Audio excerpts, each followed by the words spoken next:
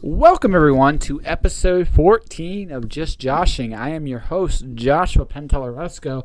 I write stuff and podcast too.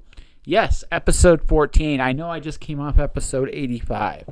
So let's go back. So episode 14, for those of you that were here before, was like my guest was Rhonda Parrish.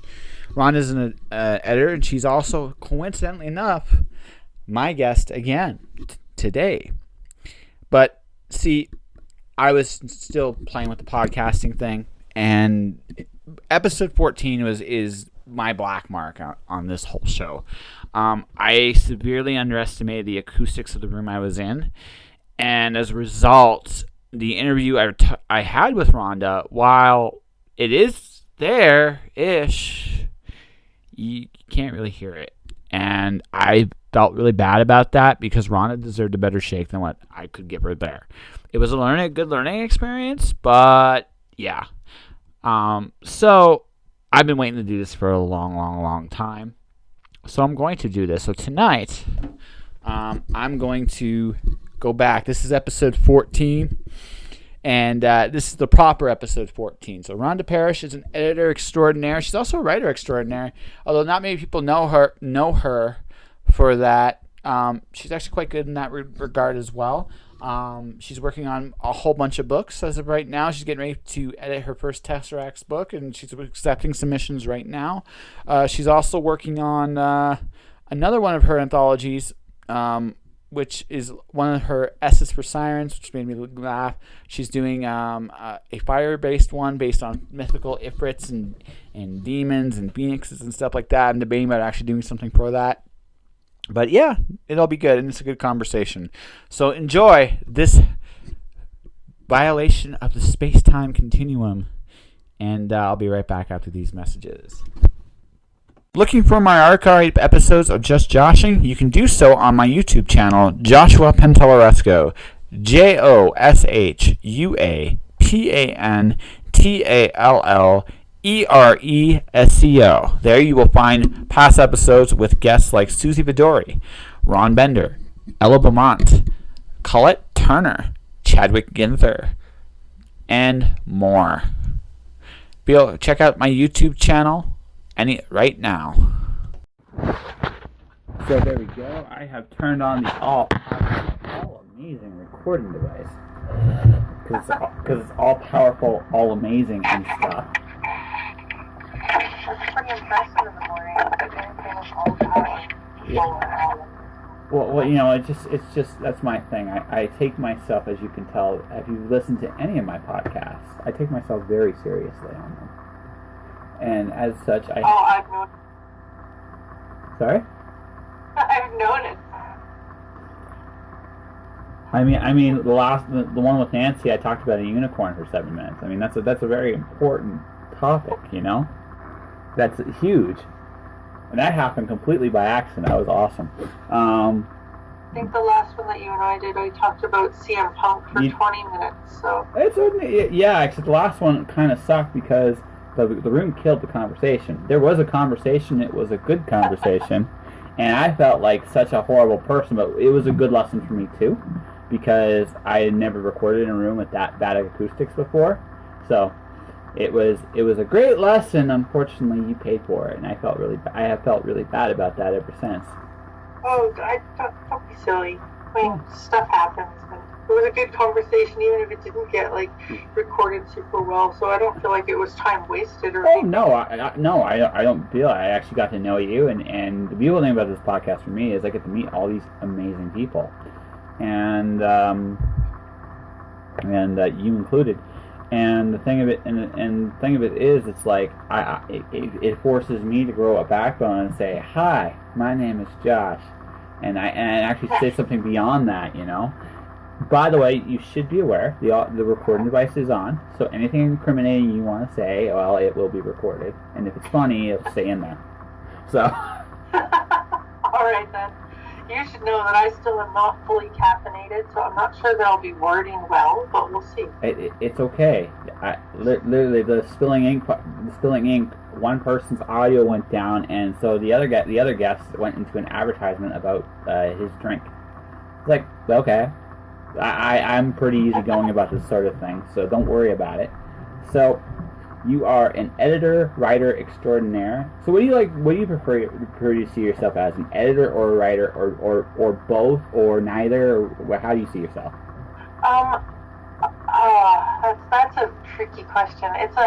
The balancing thing is kind of a nightmare, and I'm not very good at it. I would like to be a writer slash editor, but these days I'm definitely an editor slash writer, and that's usually how I introduce myself. Well, that's well, okay. So first, actually, we should do a CM Punk quick aside before we get deeper into this. So, and then a career, good or bad thing for him? Your opinion? I don't know. It made me love him more because he got like humiliated. He had like the crap beat out of him, and he got up and said, "This was like the best day of my life." Yeah. And I think that's pretty awesome. And actually, my desktop background on my computer right now is a shot of him, a picture of him from W. But then the quote beside it that I put on is "Life is about falling down and getting back up," which is what he said after his MMA debut. So. Oh yeah, no, he's not the only one that said that. That I've said something along those lines. I believe that too. Look, my own personal thing. I've been forced to hitchhike 20 miles just to go to work. I mean, I've been in some rough spots, but it's not about where. Something that constantly reminds. A lot of people are going through a hard time right now. Right? I don't know about you, but I know that a lot of people are. And because Alberta, for the first time, has a really good idea in a long time, realized what a recession actually feels like, right? And so a lot of people who are used to working, who are used to certain things happening, they're not happening right now. And this is also a good thing to remember in good times as well, is nothing lasts forever. Good, bad, and different. Every day you're still here and going forward is one day less of going through what you're going through at this moment. So if you can enjoy the little things, like for him, it's a new challenge. I'm not, again, the biggest criticism, the only criticism I think that's actually valid with him on the whole thing is I don't think his first fight should have been in the UFC. I think he should have done something smaller and he would have worked his way up. I think it would have been a better thing for him. It would have been less lucrative for him in terms of the money, but it would have been I think a natural learning curve, because a lot of these guys have been fighting for 10 years, 12 years. He's only been doing it for 2 years. His skill level is not going to be on the level of the guys that have been doing this that long. However, on a smaller level, he can acquire experience, get into some fights, get himself a decent little run, and that is my phone going off and being evil. Hold on a second here. Yeah. I'm going to do something that I do now. Whenever I do this thing, I have just muted that conversation. Done. The mute button is all powerful, and amazing. It is a beautiful thing. Yes, it really is. And I'm sorry. Of course. Yeah. And I think if CM Punk had started, like you're saying, lower and worked his way up, then the resistance against him wouldn't have been quite as strong either, because there was a lot of people who felt like he just played off his celebrity to start at the top instead of earning his way up there, and I get that. Yeah. But I still love him. Oh, there's nothing wrong with that.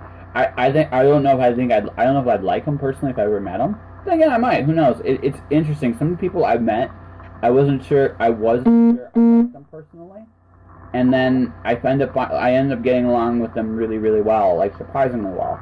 I don't think I'd want to go out for coffee. I don't think I'd want to hang out with CM Punk much because I can admire him without wanting to hang with him, like what you're implying there. Well, yeah, no, exactly. No, it's fair. It's like I said, for me, because I interview so many different people, I meet different people. And sometimes I meet people, I always get, sometimes I get nervous a little nervous about, okay, I don't necessarily have to like you, but is there some kind of common ground we can have? Because if that exists, we can have a good conversation. And some people I've met, I thought we'd have a really great, something really fun. Sometimes it isn't as fun as I think it is, and then there are some people I meet who I'm like, oh, I'll be able to say anything to this person, and we get along great. Biggest surprise I've had, not since I've done the progress of doing interviews, was Liana Kersner. She is awesome, like ridiculously awesome. But she really is. Like it was cool. I met her in Toronto, and she agreed to interview me. We met in a restaurant. We did an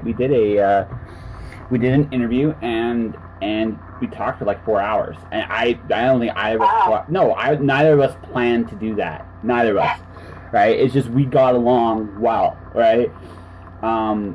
I don't know if we're exactly friends, but I respect her, and I know she respects me, and that's a really cool thing when you have someone like that you can get along with, and like it's that. So to me, that's been the biggest surprise, and the only name dropping I'm going to do in this whole podcast, I promise.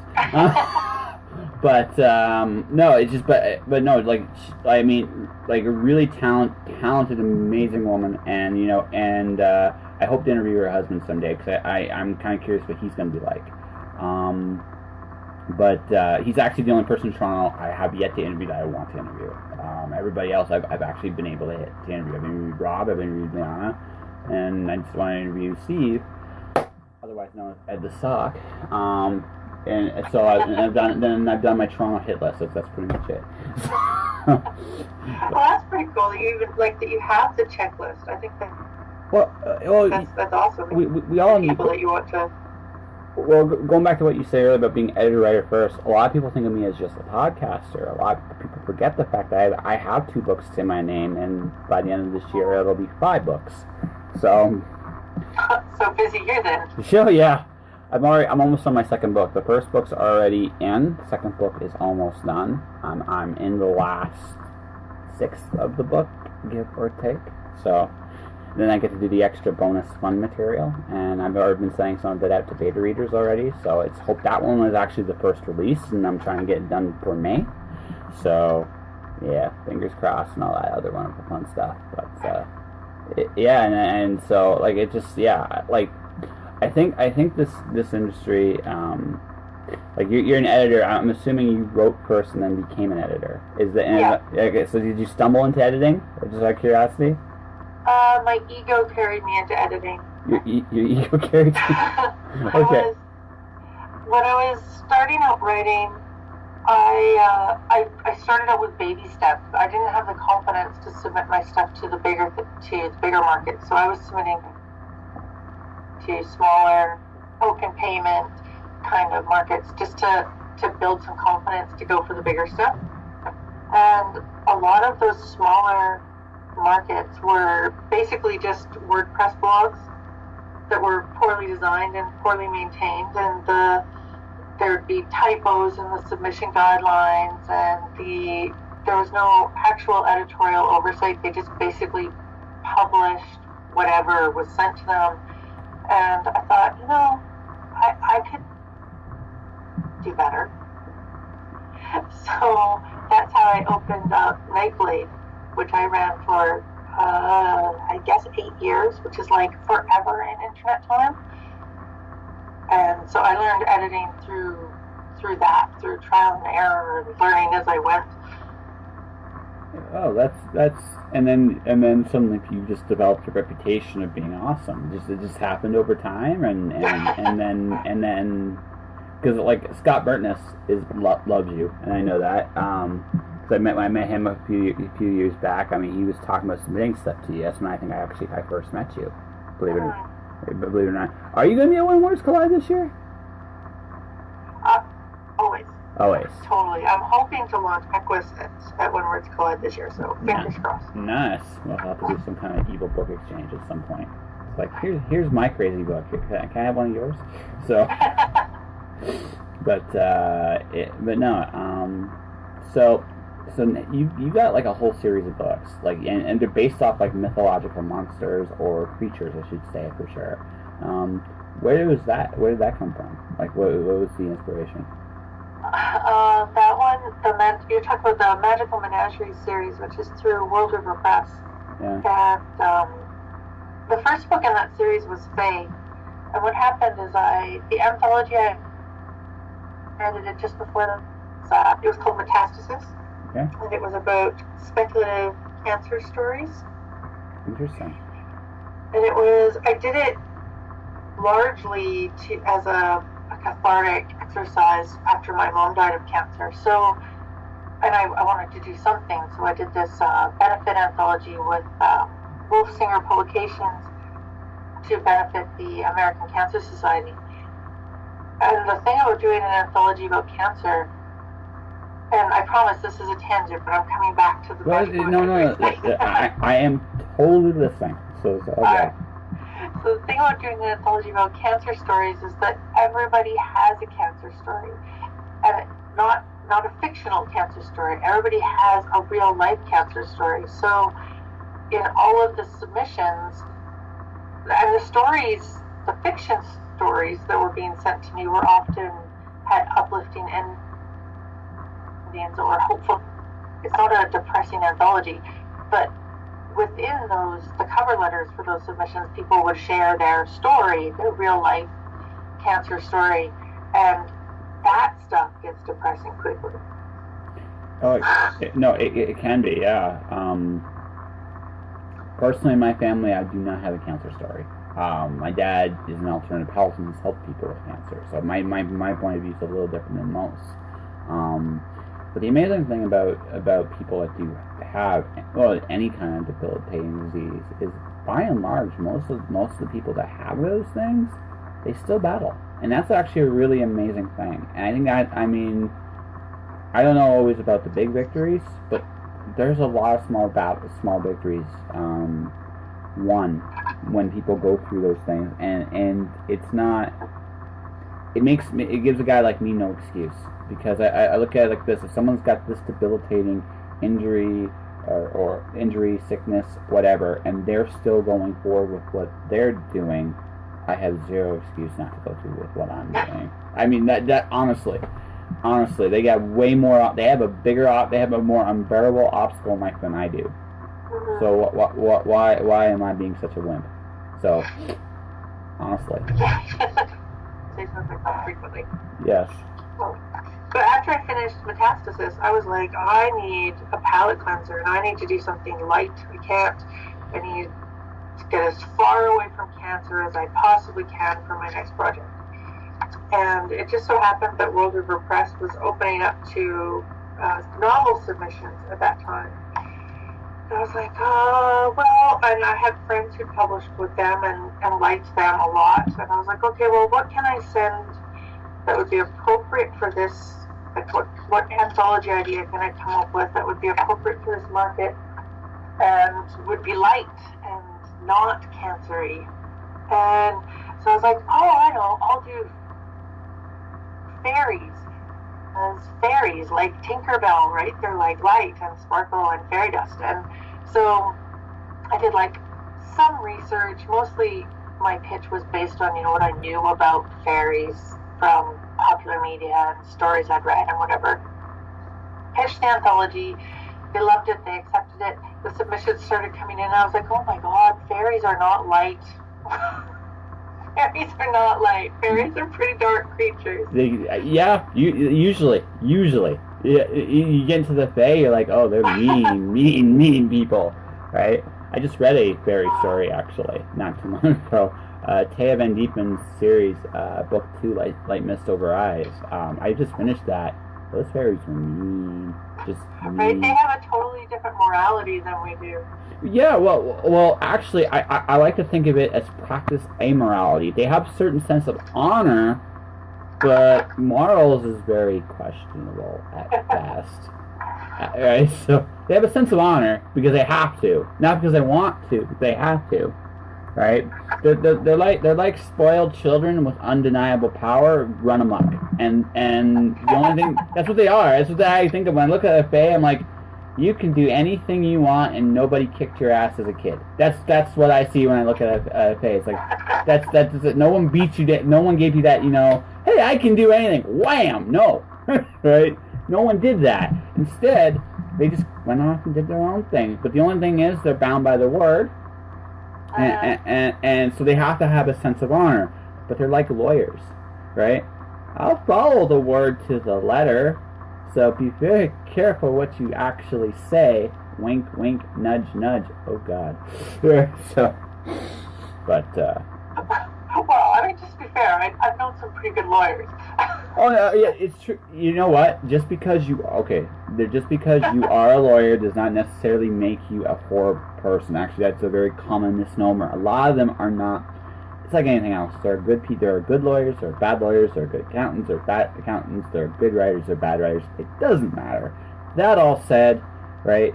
Lawyers, no matter how you look at it, came from an old trial by combat. The only difference today is instead of using gauntlets, they use words, and they're masters at twisting them. They all are. Doesn't matter. So anyway, that's how the Magical Menagerie series started. It started with me thinking that fairies were one thing and quickly discovering they were not. And I should ask this because I haven't read this yet. Did you actually take a Tinkerbell-like story in there, or did no? No, it's I mean, it's not an overly dark anthology, but it's dark.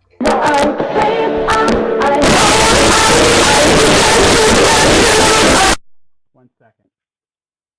Hi, Nana. I'm in the middle of doing a podcast. Can I call you back? All right, I'll call. Bye. We have my grandmother interrupting this conversation as well. Well, we should be conversation to the podcast. We got to it's just tradition. Yeah, no, it is. So let's see. I've had two things. So I'm sure you probably have had your own share of things already. So, but no, that'd be a cool story though. Having a happy, like the unicorn, like happy fairy that we're used to actually get exposed to her own kind. Maybe she was raised by humans or something like that. So she's like, I find my own people, and I don't like them much. Yeah, exactly. Yeah, that could be good. Yeah. So you've written though too. So Done with fairies for a little while. What? Pardon? I have. I'm done with fairies for a little while. Oh yeah, I'm sure you're gonna be done with. I imagine going into that. I imagine after doing these anthologies, as cool as you really love some of these creatures and stuff like that, you're like, you know what? I've had my palette of this. Something else, please. Yeah, exactly. I did Sirens that was book 4 of the Magical Menageries, and at the same time that I was finishing up Sirens, which was a lot of sea and air creatures, I had an anthology series accepted with a different publisher with Techie Books, and we were discussing. It's an elemental anthology, so the 4 elements. We were trying to decide which element to start with, and I was like, not water and not air. We can start with fire or earth, but I can't deal with water or air for a little while. Okay. So you need a break in between. Yeah. So the other cool thing about being an editor, though, is you get to see your writers develop, and you help them develop too. And that must be actually a big thrill. Like you're teaching as much as and I'm sure you're learning too. Oh, absolutely, constantly. So I've name dropped. Let's have some fun.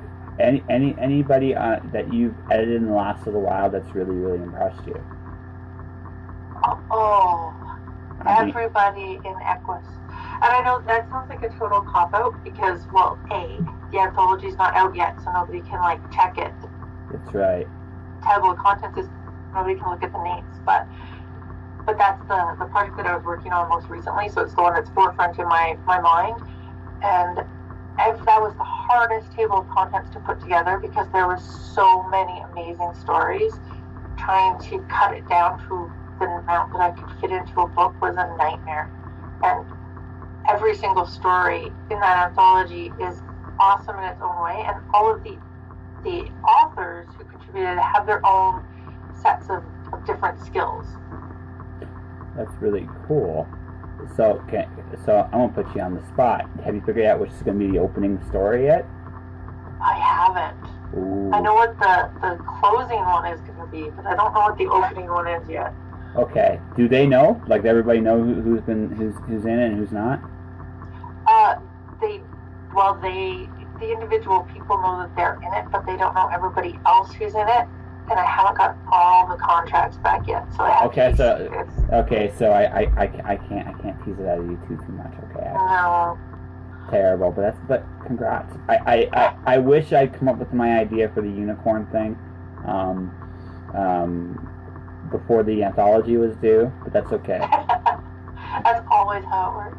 Well, I have so much on my plate too. I mean, I'm sure I'm at that point in my career now where I have so many different things going and running now. I literally sometimes have to look at my phone and go, what am I supposed to do today? I don't know if you're there yet, but I imagine you are. I have a whiteboard that is always, it's right behind me in my office, so I just turn around and look, and it's got my year laid out on one side, and then my day is in the middle, and all of my projects are on the other side, so I can look at it and be like, okay, this is the thing I need to do today, and I can look ahead and say, okay, and that thing is due like next month, and the month after that I have this book coming out. So that and a ridiculous number of post-it notes is what keeps me sane. Okay, post-it notes. It's like, okay, so what am I doing? Everywhere. All over. No, it's the way it goes. No, I'm not there. I use my phone. Like when I do a podcast, I have a bunch of I'm getting podcasts. Like I'm starting up on podcasts and stuff again right now. I'm doing some stuff I feel obligated to do some extra stuff for publicity because I lost a month due to some wonderful, weird things happening to me, and in the month of December. So I feel like I'm kind of making up for that right now. I haven't actually had a chance to see them and talk to them either, so I'm like, until that, I'm just doing what I can for them between now and when I see them. And there's that, and then I got 1, 2, 3 books, so I have, yeah. Yeah, I hear you. Yeah, it's like, what's a life? I hear that sometimes, like, what's a life? But it's okay. But I'm doing what I want to do, and I'm hoping this year. My own personal goal this year is to make it somewhat more financially lucrative for me, but also just keep getting my name out there because it'll gradually grow. And like I said, you've been branded as an editor. Have you been writing anything lately? I have mostly under my pen name stuff. So, but I have a novel I'm contracted to write that I've been not writing. So there's that. Yeah. I'm also doing this. Are you familiar with Ursula Le Guin has a book called Steering the Craft? I think that's what it's called. Okay. The conversation winked out just when you were talking about the name, so maybe it's a curse or something, but can you just repeat that? It's called Steering the Craft, Exercises and Discussions on Storycraft. And it's written by Ursula Le Guin. And I've been working through the exercises in that book with some of my friends. It's kind of like an intermediate writing course. And so most of what I've been writing hasn't been for publication these days, but I really need to fix that. So one of my goals this year was to take half a day a week and disconnect from everything and just write, because as you probably know, when you start getting wrapped up in, I've got so many anthologies and stuff coming out and books that I've edited for other people that I want to help with the publication and or their promotion on and stuff. So you get wrapped up in all of that, and you're spending all of your time doing the things that aren't writing. Yes.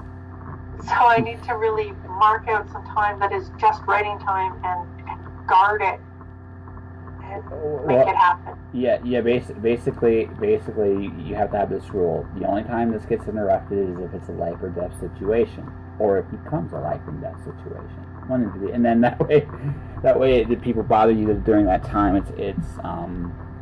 It's actually important. and be honest, because that's about the only thing that should stop you. They won't be able to bother me though, because even if it's life or death, I won't know about it. I don't own a cell phone. Oh, so you basically just... And I won't be to the internet for that. Ah. I'll ask you a fun one then. When you do write, do you do computer or do you do longhand? Depends. Most of my first drafts are done longhand, except if I'm doing NaNoWriMo, because I can't write fast enough without like making my hand really, really hurt. I can't write 50,000 words longhand in a month fast enough. So in that case, I'll type. But fair enough. Most of my drafts are longhand. Nice. Me too. I went back to that actually. It's almost like doing a half or a partial draft before you even really begin, which is really, really good. So, right. I can type faster than I can write. So if I'm writing, I slow down my thinking, and the words that the first draft is much stronger than if it's one that I've typed up. Yeah, I've noticed that too. It also uses a different part of the brain. I noticed that. It's just like when I type it's one part of the brain, and when I write, it's a different part of the brain. So it's like I'm utilizing more of my brain to actually make the story better, which is a interesting thing. So I've been doing longhand with my poetry forever. But only recently did I go back to doing that with my actual longer stuff. And it's funny because I'm actually now publishing longer stuff this year, so we'll see if it maintains with me. All right. So you got Iquus coming up. Do you have anything else you can talk about coming up at this point?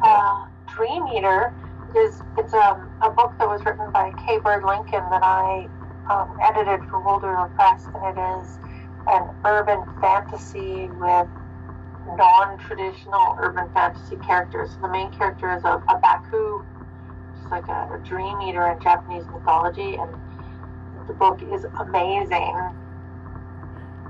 That's coming in. Great. That's cool. All right, so you got a Baku dream eater, saving the world, right. saving the ordinary world. Awesome. Well, saving Portland anyway. Saving Portland? Well, well, Portland is an important part of the world, so I guess. So, I mean, yeah, why not? That sounds really fun. Well, we got ourselves, we've chatted for like about a half hour, so I think we got a decent interview here. So, do you have any anthology submissions coming up? Do you have anything else you'd like to promote real quick before we get to how people can find you? Well, open to standalone novel submissions this month, and I'm hoping to acquire a title through them. I've got my wish list is up on my blog, which is rhondaparrish.com. But anything, I read all the submissions, obviously, not just things that hit my wish list. So if you've got a novel, check out worldweaverpress.com for the submission guidelines there. That ends at the end of this month. And what else have I got out that is announced? The Fire anthology is opening for submissions in a couple of months. That's through Taiki Books, and it's Fire, so demons, dragons, and Jinn, I think is the official title of that book. Nice. So, whole new series. I might actually try that one. Might be fun. So I think it's going to be pretty fabulous. Yes. Listen, if I get rejected, just be gentle, okay? I send nice rejections. Excellent. When would this be going live? I have one more anthology, but it's not actually announced. I'm going to assume March. So. Okay. So in that case, there's also, it's unannounced, but maybe by the time this broadcast it will be announced. I'm going to be doing an anthology, a Christmas anthology with World River Press, all about Mrs. Claus, because it's time that Mrs. Claus got some spotlight instead of just Santa. Okay, so okay, that could be awesome. Ooh, I have fun. That's a fun idea. Anyways, we'll talk. But no, it just sounds like you got a lot on your plate, and that's really good. So I going back to the very beginning. Then we'll end the podcast. We'll end the actual podcast with this. Is okay. Are you happy being known as just an editor first and writer second, considering all the books you're doing that are in editing? It just seems you found your niche there more than anything else. Yeah, I'm good with it. I think I do it well. I think I'm a better editor than I'm a writer. I'm a good writer. Don't get me wrong. I'm not running myself down here, but I've had, yeah. And I really like working with my author to help, to make things better. It's totally a collaboration. It's their story, but I'm trying to help, polish it up a little bit. And you develop a relationship, an editor-author relationship is like this. It's like a unicorn. It's like this crazy, unique, magical thing, and I wouldn't trade that for anything. Yeah. All right. So I'm going to turn this interview, this wonderful interview. Thanks, Rhonda. Yeah, she kicked butt here, as you can see, and this is a bit of what conversation we had previously. So I want to thank Rhonda again very much for being on the show. Like I said, she's currently accepting submissions for Tesseracts. The theme is optimism for the future. She's also got an Ifrit Phoenix. I can't remember what it's called off the top of my head. Dijins. I think D for Dijins. So I could be totally wrong here. I'm not looking at this like I should. But she's looking for submissions there as well. And you should check out some of her other works previously. Because, Rhonda's awesome. And she really is. And I'm looking forward to hopefully one day working with her on something. And that will do it for this time travel edition of Just Joshing. This is the proper episode 14. It will be episode 14 in my archives on YouTube as well. So take a look at it there. If you want to support this podcast, tell your friends about it. Subscribe to it. You can do it via Podomatic, or you can do it via iTunes at this point in time. You can buy my books, The Watcher Storm Dancer, available at mirrorworldbooks.com or amazon.com. You can also, buy my merch. I'm going to have to actually do a merch commercial soon, but I think for now I'll be focusing on my YouTube, or you can subscribe to my YouTube channel, Joshua Pentellaresco. All right. That'll do it. Stay inspired out there. Don't do anything I wouldn't do. Whatever that is. Okay, guys. See you soon. Josh.